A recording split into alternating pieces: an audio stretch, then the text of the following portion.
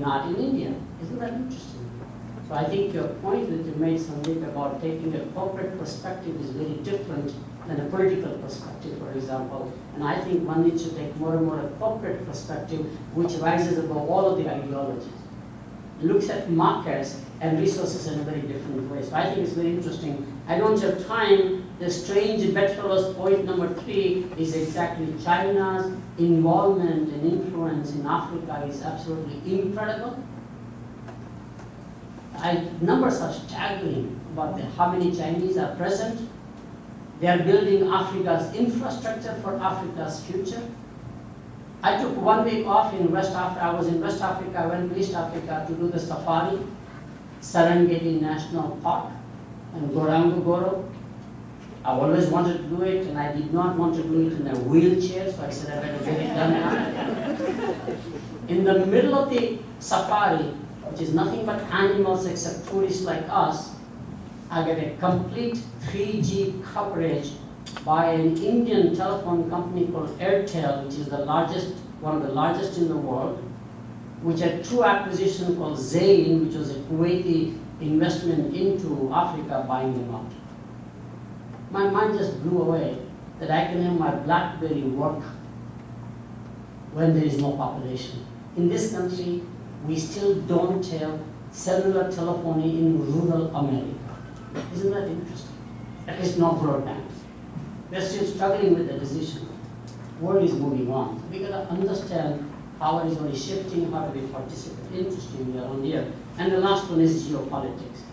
Clearly you will see G8 has become G20, but more importantly you will see more and more leaders from Asia appointed on world bodies. In fact, already in the IMF debate that just took place, and the French lady got the incumbency advantage, actually there were 2 people from Asia who were being in the candidacy running for the office. One of them I have a little knowledge also personally, and they almost made it. Next round it will be Asians running world bodies, whether it's the WHO, ILO, doesn't make any difference. You have to participate and share the power with the rest of the world. Cannot be strictly, in fact, the European, the American power base in politics. Those days are gone. I'm a very strong believer that there will be more currency wars than we have ever imagined. And if Japan and South Korea gets integrated, and if there are bilateral agreements, no full-blown Asian Union like European Union, the trade will be largest in Asia itself. Right now it's European Union about 1.5 trillion, Asia is about 900 billion or so, it's going to grow very fast trading among themselves. They will not rely on dollar as a currency. In fact, I'm advocating personally, dollar should not be the world currency. That impacts us negatively. That's the reverse view of most economies. Dollar should be devalued a lot more to make it competitive, because our monetary policy and fiscal policy decides the fate. Wipro's revenues are all in dollar and euros, but our costs are in rupees, so we have this hedging mechanism. And as board members, we question, are we in the hedging business or in the IT services business? Isn't that interesting? So why would you be in that business? Why not report your things in your rupee denomination? You say you cannot do it. Interesting. So we'll see clearly either emergence of another currency like euro, or more likely, in fact, some currency warfare that's taking place. Very interesting. India, I'll take about 5 minutes on that. Maybe is it okay? 9 months? 10 months is okay. This is the India story. India has its own drivers. The first one is called the India's second independence, 1991. I just wrote a paper on what has happened since that time, just in the entrepreneurship space. It's mind-boggling. From nothing, in fact, India now has 225,000 millionaires. And their wealth will grow faster than any other place in the world. Several billionaires. China has 1 million millionaires. It took about 100 years in this country to create 1 million millionaires. Time is compressing enormously. As I think my colleague Nitin talked about, India's middle class is becoming very brand conscious. And we have no time to go into the details of that one. I'll get into the growth areas. There's a huge growth of the organized sector. Indian economy is very agricultural, cash-oriented. Most brands are unbranded.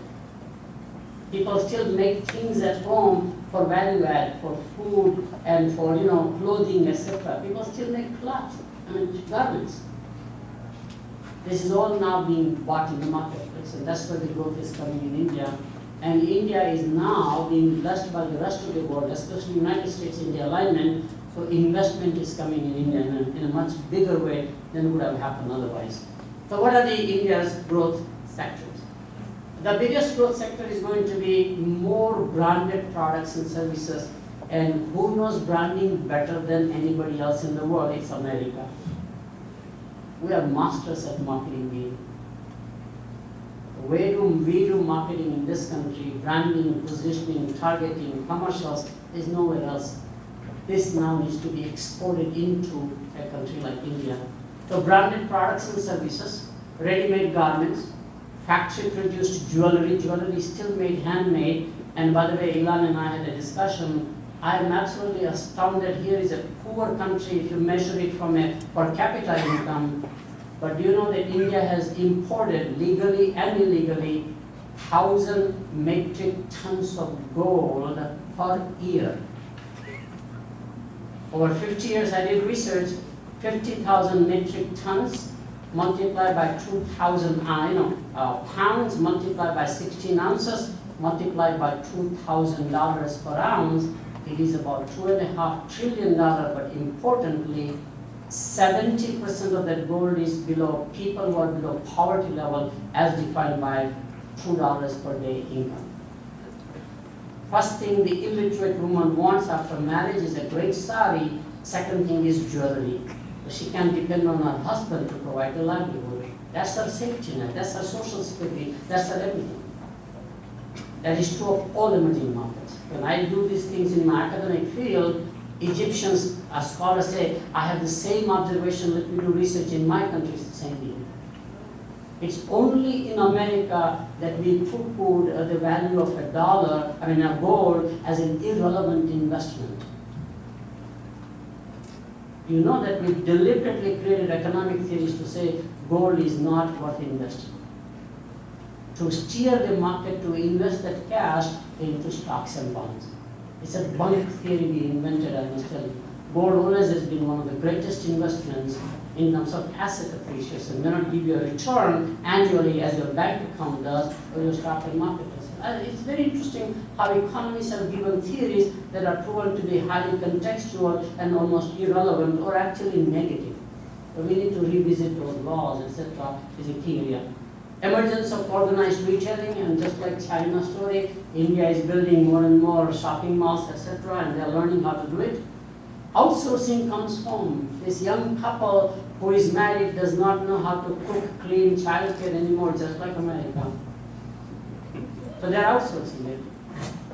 You know that in this country, out of 3 meals a day, we are now eating more than 1.5 meals per day, actually, in fact, away from home. And the other 1.5 meals that we eat at home, fully 50% is ready to eat, not ready to serve, ready to prepare. There's nothing like that. Very interestingly.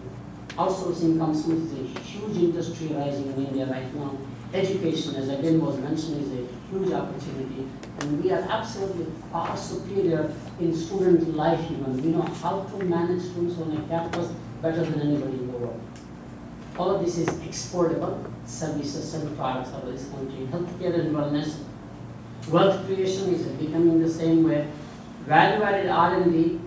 Infrastructure, somebody mentioned, absolutely true. Including supply chain logistics.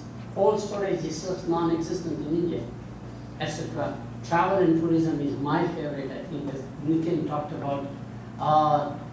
Chinese have just surpassed Japanese and Americans, 50 million or so tourists. India is not that small. Indians love to travel.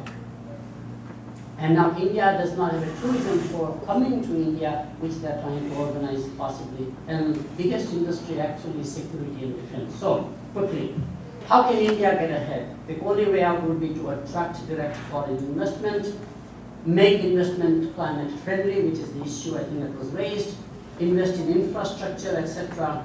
A last point I wanted to make, which is the corruption. I'll take 1 more minute, May. I'm sorry, I'm running very short of time, and we are all running.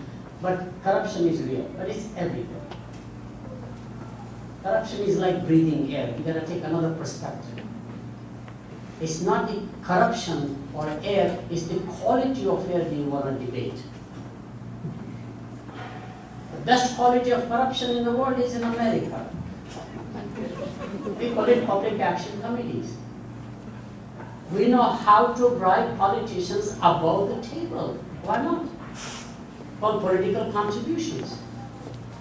It is known when I contribute to a politician, which I do, both local as well as state, I know if he's only favorable to India perspective, I'm going to support him.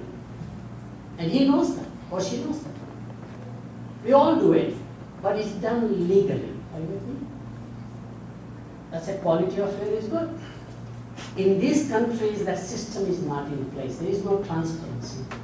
How do you therefore convert what is underground economy, right, above ground, make it legal? And the only way to do it is not through laws and enforcement, but through computerization. I'm a very strong advocate. The more in India they computerize, the less the corrupt the economy will be. Computerization is absolutely essential platform for reducing the corruption. I have all kinds of data which I don't have time to talk about. So I'll just stop here. This is the fundamental change.